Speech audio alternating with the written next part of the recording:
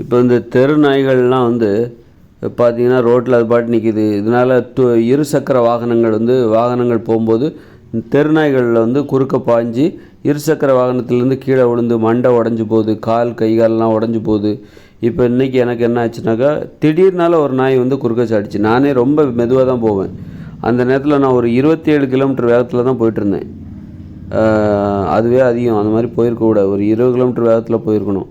அப்போ கூட அது சாடின வேகத்தை பார்த்தா திடீர்னால சாடிச்சுது. அப்படியே குறுக்க வந்து விழுந்துச்சு. நான் கீழே விழுந்து என் காலிலெல்லாம் சிராய்ப்பு, பயங்கர ரத்தம்லாம் போய் கட்டு போட்டிருக்கேன். கையிலையும் சிராய்ச்சிருச்சு. முதல்ல நாய் குறுக்க வந்து கிட்டத்தட்ட நான் ஒரு 10 வருஷமாக வண்டி இந்த இருசக்கர வாகனம் ஓட்டுக்கிறேன். மோட்டார் இருசக்கர வாகனம் ஓட்டுறேன். 2 வீலர் ஓட்டிகிட்ருக்கேன். இப்போ தான் முதல்ல நாய் வந்து குறுக்க விழுந்து நான் கீழே விழுந்திருக்கேன். இதுக்கு முன்னாடி ஒரு குட்டி நாய் வந்து குறுக்க வந்திருக்கு. அது திடீர்னால குறுக்க சாடி அது மேலே ஏறி எனக்கு ஒன்றும் ஆகலை, அதுக்கும் பெருசாக எதுவும் ஆகலை. இப்போ தான் ஒரு நாய் குறுக்க வந்து அது மேலே மோதி அந்த நாய் எந்திச்சு ஓடிடுச்சு. நான் வந்து கீழே விழுந்து எனக்கு காலில் அடி. அப்போது ஏகப்பட்ட தெருநாய்கள் என்னென்னா அங்கங்கே குட்டி போடுற நாயை வந்து என்ன பண்ணுறாங்கனாக்கா எங்கேயாவது விட்டுறாங்க. அதை கொல்றதுக்கோ யாருக்குமே கொல்ல மாட்டாங்க. எங்கேயாவது ஒரு பக்கத்து ஊர்லேயே எங்கேயோ கொண்டு விட்டுருவாங்க குட்டியாக இருக்கும்போதே. அப்படியே இங்கே பார்த்திங்கன்னா தெருநாய்களை கட்டுப்படுத்த முடியாமல் அது பாட்டு பெருகிட்டே இருக்குது. இதுக்கு ஒரு சட்டத்திட்டம் எதுவுமே கிடையாது. என்ன வைக்கலான்னா, ஏன்னா இப்போ நாய்கள் மேலே இருசக்கர வாகனம் மோதி நிறைய பேர் சாவுறாங்க, விபத்துகளுக்கு ஆளாகிறாங்க. கீழே விழுந்து பல் உடையுது, மண்டை உடையுது, கை காலெலாம் சிராய்ச்சி போகுது. அந்த புண்ணு குணமாகறதுக்கே பார்த்திங்கன்னா 10-15 நாள் ஆகும். கட்டு போட்டுட்டு ரொம்ப அவஸ்தைப்பட வேண்டியிருக்கு. அப்போ இதுக்கெல்லாம் என்ன தீர்வு அப்படின்னா, நாய்களை வீட்டில் மட்டுமே வளர்க்க அனுமதிக்க வேண்டும், தெருவில் விடவே கூடாது. ஏன்னா இப்போ வந்து நிறைய பேர் வாகனங்களில் போடுறாங்க, குறுக்க அந்த நாய் பாய்ஞ்சி டெய்லி ஒவ்வொரு ஊர்லேயும் ஒவ்வொருத்தர் விழுந்துக்கிட்டே இருக்காங்க. அந்த அளவுக்கு பெருகி போச்சு நாய்கள், தெரு நாய்கள். அப்போ நம்ம என்ன பண்ணோன்னா, வீட்டில் மட்டும்தான் நாய்களை வளர்ப்பதற்கு அனுமதி, அதுவும் வந்து உரிமம் பெற வேண்டும். உரிமம் பெற்று இப்போ ஒரு நாயை வளர்க்க போகிறேன் அப்படின்னு அனுமதி பெறணும். ஒரு நகராட்சிகிட்டையோ ஊராட்சிகிட்டையோ அனுமதி பெற்று அந்த நாயை, அது ஒரு எளிதான நடைமுறை மூலமாக அந்த அனுமதியை பெற வேண்டும். அனுமதி இல்லாமல் எந்த ஒரு நாயும் வளரக்கூடாது. அந்த நாய்க்கு லைசன்ஸ் ஏதாவது கொடுத்துடணும். கழுத்துலேயோ காதுலேயோ ஒரு ஓட்டை போட்டு, லோனில் மாடுவாங்கன்னா காதில் ஒரு ஓட்டை போட்டு தகட மாட்டுவாங்களே, அது மாதிரி ஏதாவது இதுக்கு ஒரு லைசன்ஸ் இருக்குது, நம்பர் கொடுத்து ஒரு நாய்க்கு நம்பர் கொடுத்து அது ஏதாவது அந்த மாதிரி ஒரு வரையறைக்குள்ளே கொண்டு வந்து தெருவில் நாய்கள் தெரியாமல் பார்த்துக்கணும்.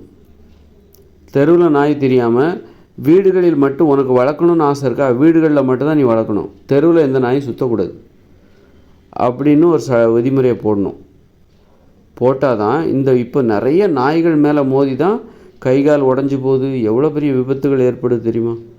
நமக்காக தான் நம்ம மனுஷங்களோட பாதுகாப்பு தாங்க முக்கியம். நாய்கள் மேலே பரிதாபப்பட்டுக்கிட்டு மனுஷங்களோட பாதுகாப்பு கேள்விக்குறியே போச்சு. அது எப்போ குறுக்க சாடுதுன்னு சொல்லவே முடியல. ரொம்ப மெதுவாக போகிறாங்க.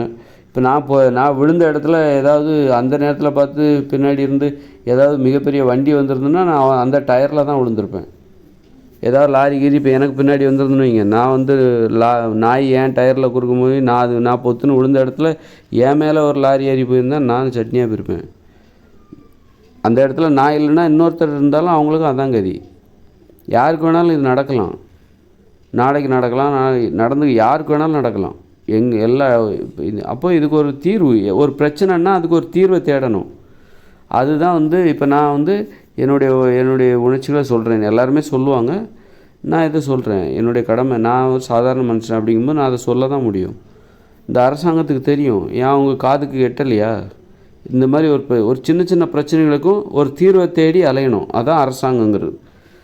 அவங்களுக்கு காது கேட்டுனா இது சகஜம், இதுக்கு என்ன பண்ண முடியும் அப்படின்னு சொல்லிட்டு அவங்களுக்கு இதில் நம்ம என்ன முயற்சி எடுக்க முடியும் அப்படின்னு சொல்லிட்டு யோசிப்போம். ஒரே ரொம்ப சிம்பிள். இப்போ நான் சொல்கிறேன் என்னென்னா, அதாவது வீடுகளில் மட்டும்தான் வீட்டுக்குள்ளேயே நாயை வளர்க்கணுன்னா வளர்த்துக்கோ, வேறு தெருவில் எந்த நாயும் நிற்கக்கூடாது. அந்த மாதிரி போட்டால் சாலைகளில் போகும்போது ஒரு பாதுகாப்பு தானே, ஒரு கூடுதல் மனுஷங்களுக்கு இன்னும் நிம்மதியாக இருக்கும், விபத்துகளை குறைக்கலாம். ஏற்கனவே மோட்டார் வாகன விபத்தில் வருஷத்தில் 10 லட்சம் பேர் சாகுறாங்க, 10 லட்சம் பேருக்கு இந்த மாதிரி அடிபடுறாங்க. இதுவும் மோட்டார் வாகன விபத்தில் தான் வருது.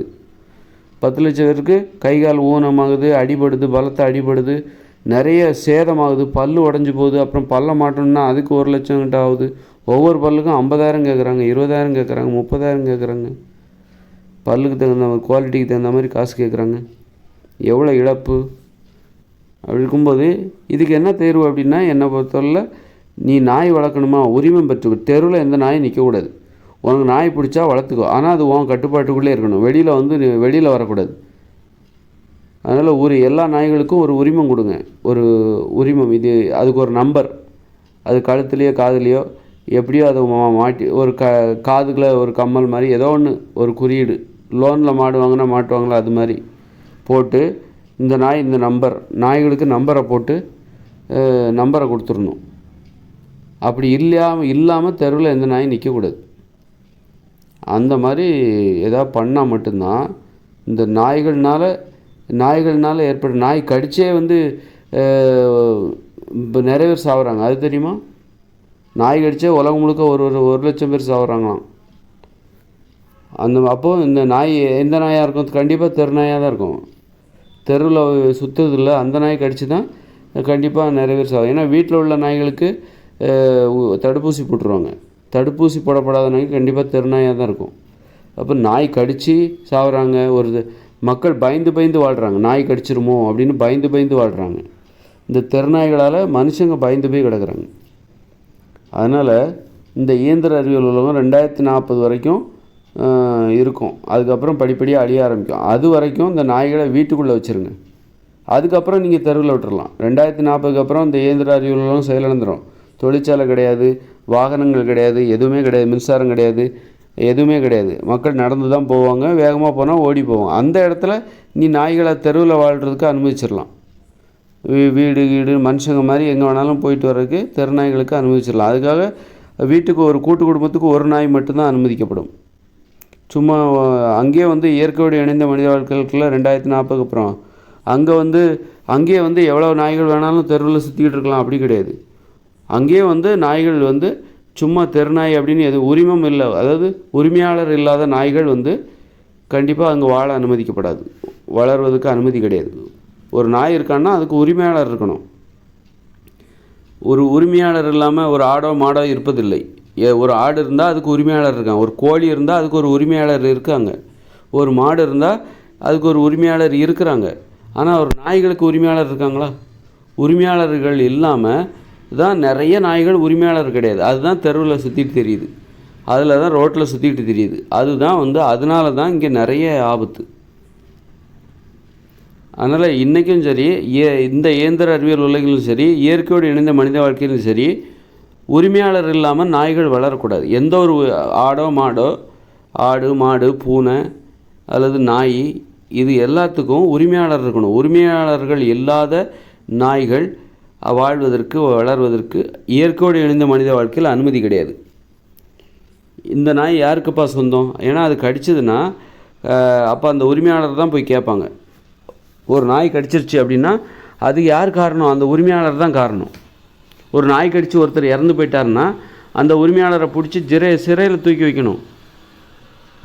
ஒரு நாய் கடித்து, இவர் நாய் கடிச்சிருச்சிங்க, இறந்து போயிட்டார், ஐயோ நாய் கடிச்சது, வேறு என்ன பண்ண முடியும், நாய் கடித்து இறந்துருச்சு அப்படின்னு சொல்லி அப்படியெல்லாம் விடவே கூடாது. அந்த உரிமையாளரை பிடிச்சி அவர் தான் அந்த மாதிரி நாய் கடித்து இறந்து போனதுக்கு அவர் தான் காரணம். தடுப்பூசி போடலை, அதனால தான் அந்த வெறி பிடிச்சி, அதோட நாய் கடிச்சனால வெறி பிடிச்சி இறந்து போயிட்டார், அந்த ரேபிஸுங்கிற நோய் தொற்றி இறந்து போயிட்டார் அப்படின்னா தடுப்பூசி போடாத அதன் உரிமையாளர் தான் அதற்கு பொறுப்பு. அவருக்கு கடுமையான தண்டனை கொடுக்கணும்.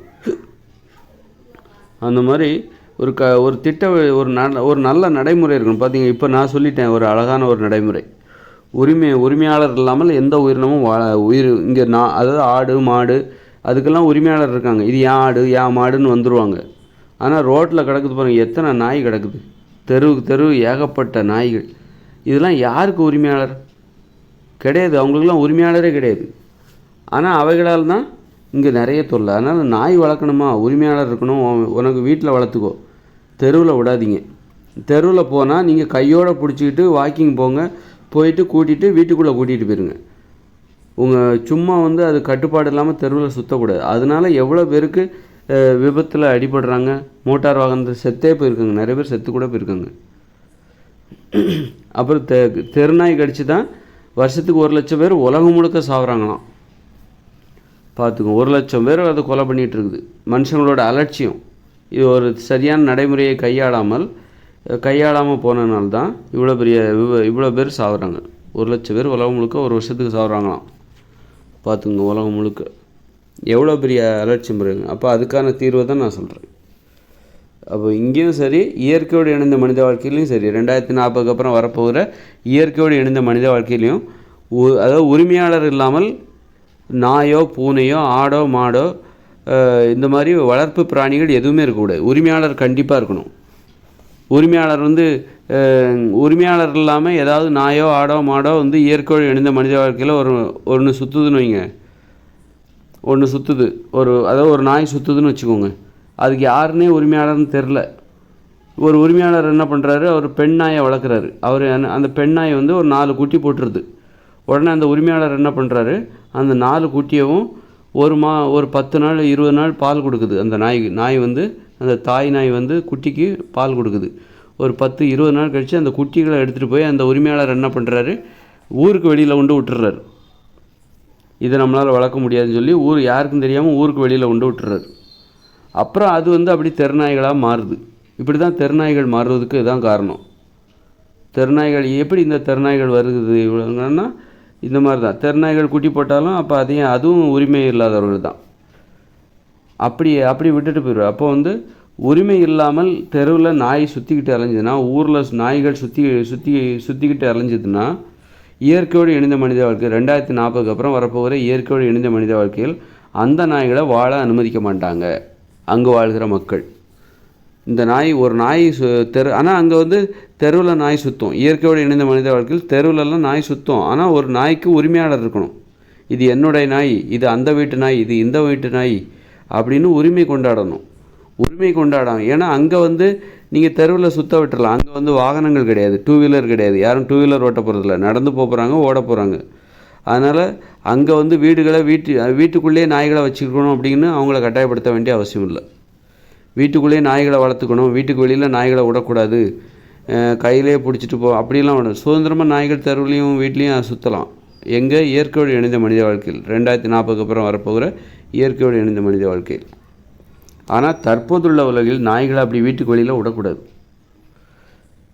உரிமையாளர் அவங்க வீட்டுக்குள்ளே வளர்த்துக்கணும். வெளியில் வேணால் வாக்கிங் கூட்டு போயிட்டு திரும்ப வீட்டுக்குள்ளே கூட்டு போயிடணும்.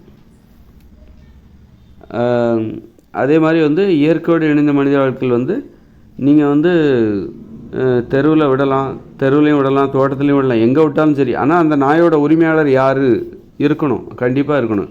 இது அவங்க நாய், இது இவங்க நாய், இவங்க வீட்டு நாய் அப்படின்னு அந்த உரிமையாளர் இருக்கணும். அது தெருவில் சுற்றலாம், ஊரில் எங்கே வேணாலும் சுற்றிட்டு போட்டோம். ஆனால் அந்த நாய்க்கு சொந்தக்காரர் இருக்கணும். ஒரு நாய்க்கு சொந்தக்காரர்னு யாருமே இல்லைன்னா அந்த நாய் அங்கு வாழ்வதற்கு அனுமதி இல்லை. அப்படி ஒரு விதிமுறை நான் உருவாக்கிய அந்த ஊருக்கு இருக்குது. நிறைய விதிமுறை இருக்குது, அதில் இதுவும் ஒன்று. தெருவில் நாய்கள் வளர்வதற்கு தடை விதித்து விட வேண்டும். எதுக்குன்னா, மனுஷங்களுக்கும் ஆபத்து, நாய்களுக்கும் ஆபத்து. நாய்களுக்கும் நிறைய ஆக்சிடெண்ட் நடக்குது. ரோட்டில் நாய்கள் சுற்றுறதுனால இப்போ 2 வீலர் மோதுதுன்னா பெரும்பாலும் மனுஷங்களுக்கு தான் அடிபடும். 2 வீலரில் ஓட்டிகிட்டு போகிறாங்களோ அவங்களுக்கு தான் நாய் தப்பிச்சிரும். அப்படியும் கூட சில நாய் 2 வீலரில் அடிபட்டு கால் உடஞ்சி போகிற நாய்கள்லாம் நிறைய இருக்குது. பார்த்திங்கன்னா நிறைய நாய் பார்த்திங்கன்னா ஒரு கால் உடஞ்சிருக்கும், நொண்டிக்கிட்டே நடந்துகிட்ருக்கும். காரணம் என்னென்னா, இந்த மாதிரி போக்குவரத்து வாகனங்கள் தெருவில் அனாதையாக விடப்படுகிற இந்த நாய்கள் உரிமையாளர்கள் இல்லாத இந்த நாய்கள், தெரு நாய்கள்லாம். அப்போ அவங்க அது அப்படியே சுற்றி திரியும் போது ரோட்லெல்லாம் வரும்போது 2 வீலர் மோதி 2 வீலரில் ஓட்டுறவங்களுக்கும் அடிபடும், நாய்க்கும் அடிபடும். சில டைம் தான் நாய் தப்பிச்சிடும், சில டைம் நாய்க்கும் அடிபடும், காலெலாம் உடஞ்சிரும். அப்புறம் நொண்டி காலாக தான் அது திரிஞ்சிட்ருக்கும். அது சரி பண்ண முடியும் தான், ஆனால் உரிமையாளர் இல்லைல்ல. அதனால் அந்த நாய்களுக்கு யாரும் உரிமையாளர் கிடையாது. அதனால் அது என்ன நொண்டிகிட்டே அலையும். அப்போ அந்த நாய்களுக்கும் ஆபத்து பாருங்கள். சில தெருநாய்கள்லாம் பார்த்திங்கன்னா ரோட்டில் அப்படி படுத்து கிடக்கும். ரோட்டு ஓரமாகவோ அல்லது ரோட்டு ரொம்ப நடுவில் படுத்து கிடக்காது, ஓரமாக படுத்து கிடக்கிறோன்னு நினச்சிட்டு அது படுத்து கிடக்கும். ஆனால் லாரிலாம் அது மேலே ஏறிட்டு போயிடும். அப்புறம் 4 வீலர் அது மாதிரி கார்லலாம் அடிபட்டுதுன்னா அப்புறம் நாய் செத்துடும். குறுக்க இப்போ 2 வீலர் குறுக்க வருது, அப்போ டூ வீலர் கவுந்துருது, டூ வீலர் ஓட்டிகிட்டு வரவங்க கவுந்துடுறாங்க, நாய் தப்பிச்சிருது. அதுவே நாய் வந்து இந்த மாதிரி கார்லேயோ பஸ்லேயோ லாரிலேயோ மாட்டிச்சுன்னா, அதில் டயரில் மாட்டிச்சுன்னா அது இறந்து போயிடும். இப்படி நிறைய நாய்கள் இறந்து போகுது, நிறைய நாய்கள் ஊனமடையுது. அதனால தான் நம்ம தெரு நாய்களுக்கு தடை வைத்து விட வேண்டும். அது பாவமாக இருக்குல்ல, ஒரு காலோடு எடுத்து நோண்டிட்டு அலையுது. அப்போது வந்து அது பாவம் தானே, அதுக்கு தெரியல இந்த ரோட்டில் இந்த மாதிரி வாகனங்கள்லாம் இவ்வளோ வேகத்தில் வரும்னு தெரியல. அதனால் அந்த வாகனங்களில் அடிபட்டு அதோட கால் உடஞ்சி போகுது, அதில் இறந்து போகுது. அதனால் தெரு நாய்களுக்கு நம்ம தடை வைத்து விட வேண்டும். வீட்டில் வச்சு வளர்க்கறதா இருந்தால் வளர்த்துக்கோங்க, அனுமதி பெற்று அந்த நாய்களை தெருவில் அலைய விடக்கூடாது. தெருவில் வந்துச்சுன்னா அவங்க கையோடு கூட்டிகிட்டு வந்து அப்புறம் வீட்டுக்குள்ளே கூட்டிகிட்டு போயிடுங்க. சும்மா வந்து தெருவில் வந்து உரிமையாளர்கள் இல்லாமல் எந்த ஒரு நாயும் வந்து தெருவில் அலையக்கூடாது அப்படின்னு சொல்லிட்டு, உரிமையாளர் இருந்தாலும் கூட அதை தெருவில் விடக்கூடாது. உரிமையாளர் இருந்தாங்கனாக்கா அதை வீட்டிலே வச்சு வளர்த்துக்கோங்க. உங்கள் நாயை வந்து தெருவில் விடாதீங்க. கொஞ்ச காலத்துக்கு இந்த இயந்திர அறிவியல் உலகம் வீழ்ச்சி 2040 வரைக்கும் இந்த நடைமுறையை வச்சுருக்கணும். அதுக்கப்புறம் வாகனங்கள் எல்லாமே அதுக்கப்புறம் வாகனங்கள்லாம் யாரும் ஓட்ட மாட்டாங்க, இயந்திர அறிவியல் உலகமே செயலிழந்து போயிடும். அப்படி படிப்படியாக வந்து மக்கள் நடக்க ஆரம்பிச்சிடும், நடப்பாங்க, அப்புறம் வேகமாக போனால் ஓடுவாங்க. இந்த மாதிரி போக்குவரத்து வாகனங்களை யாரும் பயன்படுத்த மாட்டாங்க. அதன் பிறகு நாய்களை வந்து சுதந்திரமாக வீட்லேயும் வச்சுக்கலாம், தெருவுலேயும் விட்டுக்கலாம். அதுக்கப்புறம் வந்து பயம் கிடையாது. நாய்களுக்கும் இந்த உலகம் ரொம்ப ஆபத்து. நாய்களுக்கு பார்த்திங்கன்னா அதுதான் ரொம்ப ஆபத்து. ரோட்டோரம் பார்த்திங்கன்னா ரொம்ப நம்பிக்கையாக படுத்து கிடக்கும். ஏதோ அங்கெல்லாம் பரபரப்பாக வாகனங்கள்லாம் போயிட்டுருக்கும், ஆனால் இது படுத்து தூங்கிட்டு இருக்கும் ஓரமாக. அப்படி கிடக்கும்போது சில லாரிகள்லாம் வரும்போது, லாரியோ பஸ்ஸோ வரும்போது கவனிக்க மாட்டாங்க, டக்குன்னு ஏற்றிடுவாங்க அது மேலே. அப்படியே படுத்த மணிக்கு அது இறந்து போயிடும். அதனால் நாய்களையும் நம்ம பாதுகாக்கணும், நம்மளையும் நாம் பாதுகாக்கணும். நம்மளும் இந்த டூ வீலரில் போய் நாய்கள் குறுக்க வந்து டூ வீலரில் விழுந்து நிறைய பேர் அடிபட்டு போனவங்க நிறைய பேர் இருக்காங்க, இறந்து போகிறவங்க கூட இருக்காங்க. ஆனால் அதனால் இது போன்ற விபத்துகளை தவிர்க்க தெரு நாய்களுக்கு தடை விதிக்க வேண்டும். உரிமையாளர்கள் இல்லாமல் எந்த ஒரு நாயும் இருக்கக்கூடாது. வீட்டுக்குள்ளே வச்சு மட்டும் வளர்த்துக்கோங்க. வெளியில் கூப்பிட்டு வந்தீங்கன்னா கையோடு கூட்டிகிட்டு வந்து திரும்ப வீட்டுக்குள்ளே கூட்டிகிட்டு போயிருங்க. எந்த ஒரு நாயும் தெருவில் இருந்தால் அந்த நாய்க்கு பாதுகாப்பு கிடையாது, பாதுகாப்பு கொடுக்கப்பட மாட்டாது. அதை வந்து என்ன பண்ணணுமோ அதை பண்ணணும். தெருவில் எந்த நாயும் இருக்கக்கூடாது, அப்படி ஒரு விதிமுறையை நம்ம போட்டுடணும். அது மாதிரி ஒரு தெருவில் சுற்றக்கூடாது. அதோட உரிமையாளர் அதை பாதுகாப்பாக அதை எங்கே வைக்கணுமோ, மாட்டு தொழுவத்துலேயோ எங்கேயோ வைக்கணுமோ வச்சுக்கணும். தெருவில் இந்த மாதிரி ஆடு மாடு இதெல்லாம் வந்து இங்கே வாகனங்கள் வேகமாக போயிட்டுருக்கு. மனுஷங்களால் ஓரளவுக்கு புரிஞ்சிக்க முடியும். ஓரமாக போகணும், ஒதுங்கி போகணும், நடுவில் போனால் வாகனம் வேகமாக மோதுது, எங்கள் சாலை விதிமுறைகள் இதெல்லாம் மனுஷங்களுக்கு தெரியும். ஆனால் இந்த ஆடுக்கு தெரியுமா, மாடுக்கு தெரியுமா, நாய்க்கு தெரியுமா? அதனால் இந்த நாய்களும் ஆடு மாடுகளும் இந்த ரோட்டில் சும்மா திரிகிறதுக்கு முற்றிலும் தடை விதித்து விட்டால் நிறைய விபத்துக்களை தவிர்க்கலாம். மக்கள் பயந்துக்கிட்டே வண்டி ஓட்டிகிட்டு இருக்காங்க, வண்டி ஓட்டுறதுக்கே பயப்படுறாங்க. அதனால் அந்த மக்களுடைய அந்த பயத்தை வந்து தவிர்க்கணும் அப்படின்னா, இல்லாமல் பண்ணணும். மக்கள் தைரியமாக வண்டி ஓட்டணும் அப்படின்னா முதல்ல வந்து இந்த மாதிரி நாய்களோ மாடுகளோ தெருவில் நிற்பதற்கு, சாலைகள் நிற்பதற்கு தடை வைத்து விட வேண்டும். வீட்டிலே வச்சு வளங்க, அதுக்குன்னு தனியாக அதுக்குன்னு வாழ்விடம், அதை விட்டு அது வெளியே வரக்கூடாது. வந்ததுன்னா அதுக்கு கண்டிப்பாக அதுக்கு பாதுகாப்பு கிடையாது. அரசாங்கம் என்ன பண்ணுமோ அதாவது தெருவில் நிற்கக்கூடாது. அவைகளை என்ன பண்ணணுன்னு அப்புறம் அரசாங்கம் தான் முடிவு பண்ணணும். தெருவில் சாலைகளில் ஆடுகளோ மாடுகளோ நாய்களோ நிற்கக்கூடாது அப்படின்னு ஒரு விதிமுறை போட்டுட்டா அவைகளும் பாதுகாப்பாக இருக்கும். வீட்டில் மட்டும்தான் நாய்கள்லாம் வீட்டில் மட்டும்தான் வளர்க்கப்பட வேண்டும் அப்படின்னு சொல்லிட்டா பிரச்சனை இல்லை. இதனால் இந்த மாதிரி விபத்துகள்லாம் நடக்காது. நாய்களால் சாலை விபத்துகள் எதுவும் நடக்காது.